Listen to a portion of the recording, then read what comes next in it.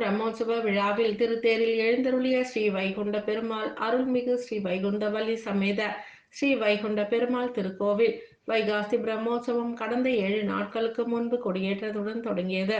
ஸ்ரீ வைகுண்ட பெருமாள் திருக்கோவில் வைகாசி பிரம்மோற்சவத்தில் 7ஆம் நாள் நிகழ்வில் திருத்தேரில் ஸ்ரீதேவி பூதேவியுடன் ஸ்ரீ வைகுண்ட பெருமாள் வலம் வந்த போது பரமேஸ்வர விண்ணகரம் என அழைக்கப்படும் ஸ்ரீ காஞ்சி வைகுண்ட பெருமாள் திருக்கோவில் பிரம்மோற்சவம் 7ஆம் நாள் விழாவில் திருத்தேரில் எழுந்தருளி வைகுண்ட பெருமாள் பக்தர்களுக்கு அருள்பாலித்தார்.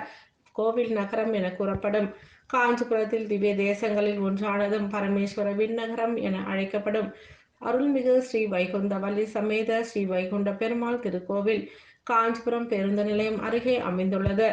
வருடந்தோறும் வைகாசி மாதத்தில் பிரம்மோற்சவ விழா நடைபெறுவது வழக்கம். அவ்வகையில் கடந்த 7 நாட்களுக்கு முன்பு கொடியேற்றத்துடன் தொடங்கி நாள்தோறும் காலை மற்றும் மாலை வேளைகளில் சிறப்பு மலர் அலங்காரத்தில் பல்வேறு வாகனங்களில் காஞ்சிபுரம் ராஜ வீதியில் உலா வந்த பக்தர்களுக்கு அருள்பாலித்தார். திருத்தேர் உற்சவத்தில் கலந்து கொள்ள ராஜ நடை போட்டு வந்த ஸ்ரீ வைகுண்ட பெருமாள் 3ஆம் நாள் கருட சேவை நிகழ்வு வெகு விமர்சையாக நடைபெற்றது.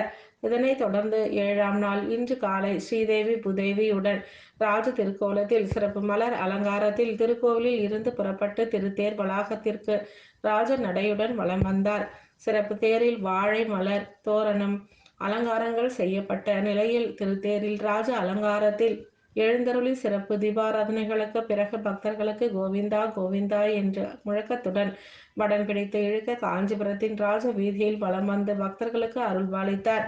திருத்தேரில் நிகழ்வில் திருக்கோவில் செயல் அலுவலர் வஜ்ரவேலு, மேலாளர் சுரேஷ் மற்றும் திருக்கோவில் பட்டாச்சாரியார் தேவா மற்றும் பணியாளர்கள் கலந்து கொண்டனர்.